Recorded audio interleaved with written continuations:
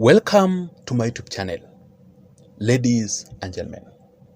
But before we begin this particular video here, in case you are listening to me and you haven't subscribed, please take only 1 second or 2 and hit the subscribe button down below for you to receive more political updates and daily political analysis from this channel. My name is Jason and you are listening to Jason Vibes Radio political channel. First of all, I must say this, that I don't really like at all the political war between William Ruto and the church leaders, because the church must be respected. But also, the church leaders must stick to their lane. The church leaders must avoid politics at all costs, because politics brings divisions, while the church brings together all the people. That is the difference. So if the church leaders will engage in active politics, then the church leaders will be disrespected. Politics is a very dirty game. And that is why there's this one song by evangelist Faustin Munishi. Faustin Munishi said that injili na siasa pamoja ni kama mafuta na maji. They cannot go together. That is the fact. So, the Nyeri Catholic Archbishop by the name Anthony Muheria is currently under siege. During this particular time, as we mourn the legend, the former IEBC chairman, Wafula Chebukati, please let us also remember Archbishop Muheria. Bishop Muheria must be going through a very tough and a very hard time. Bishop Muheria must be regretting currently for supporting the former Deputy President Rigathi to oppose or to criticize William Ruto's government with lies. Underline the word lies. May Wafula Chebukati continue resting in peace. And by the way, my message of condolences to the family. Me personally, I will always remember Wafula Chebukati for one thing. Wafula Chebukati stood with the truth in the previous elections that William Ruto had won. He stood firm despite the political intimidations and the frustrations. Remember Kivuitu in 2007 elections. Remember what Kivuitu did. Wafula Chebukati was not that kind of a person. So, let us now focus on Bishop Muheria. This time round, I want to totally support and to agree fully with President William Ruto 100%. Because Bishop Muheria made one very big mistake in his statement while criticizing William Ruto.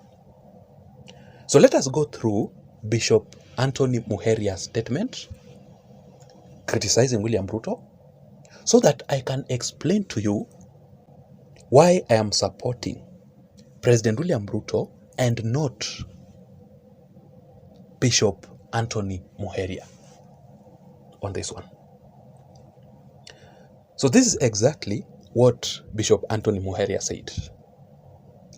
The article is from the Nation e-paper. I'll read for you as it is. It says, there has to be less rhetoric. We have to stop advertising and act. The government seems to be constrained to an advertisement of government, advertisement of the government projects, and advertisement of the plans of the government. So according to Bishop Anthony Muheria, is that the government must stop, must not advertise to Kenyans at all about the government projects and the government's plans. Meaning, whatever President William Ruto decides, or whatever the government decides, William Ruto should go ahead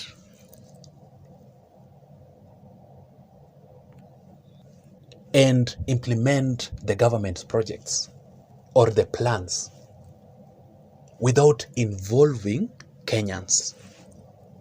So Bishop Muheria says that William Ruto should avoid involving Kenyans in government projects. He should go ahead and implement them.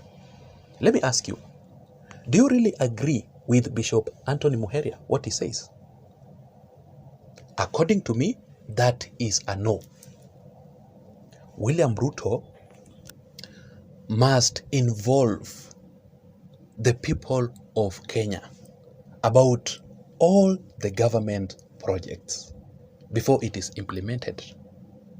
Because if William Ruto will not engage or will not involve the people, then William Ruto will be a dictator.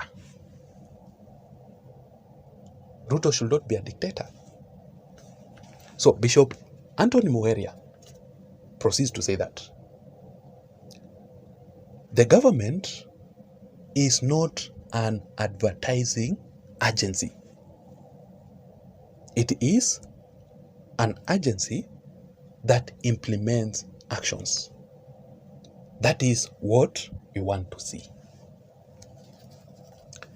That is why I told you that Bishop Anthony Muheria currently is a man under siege.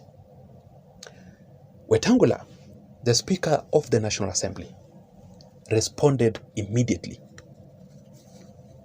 to Bishop Anthony Muheria, telling Bishop Anthony Muheria to stop speaking nonsense. This is the statement from Weta. He says, kama wewe ni bishop, chunga leni yako, linda mioyo ya watu. Ukisema government is not advertising agency, it simply means you have not read the constitution. The people of Kenya must know and participate in everything we do. That is the message from Wetangula. Honorable Musalia Mudavadi also responded to Bishop Anthony Muheria, saying that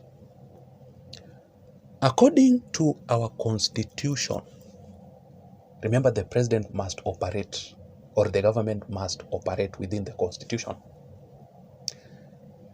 It is a must to have public participation in development.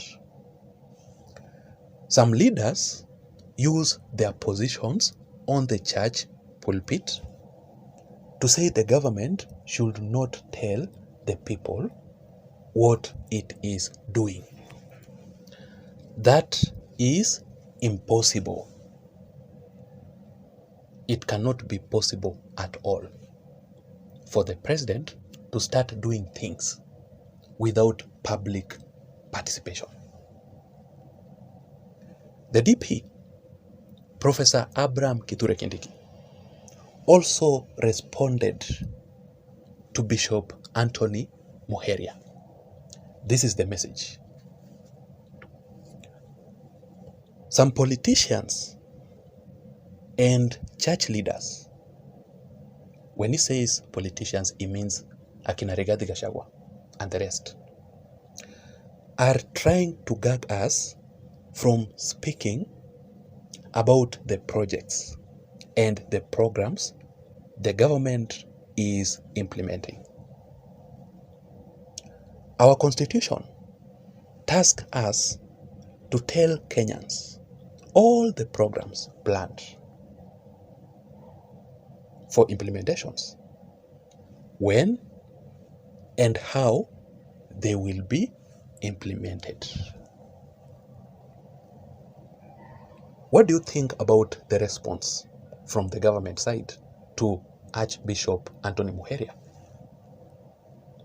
As for me, I agree with William Ruto and the government. There must be public participation in every government project.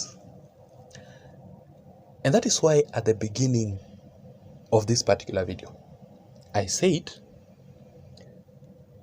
the church leaders should stick on their lane. Let politicians do politics. Let the church do God's work. Injili na siasa pamoja ni kama mafuta na maji.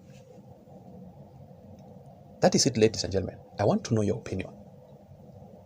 Do you agree with Archbishop Muheria? Do you agree with William Ruto? Who do you support? Let me see you again in my next video analysis. Please don't forget to subscribe to this channel. I'm out.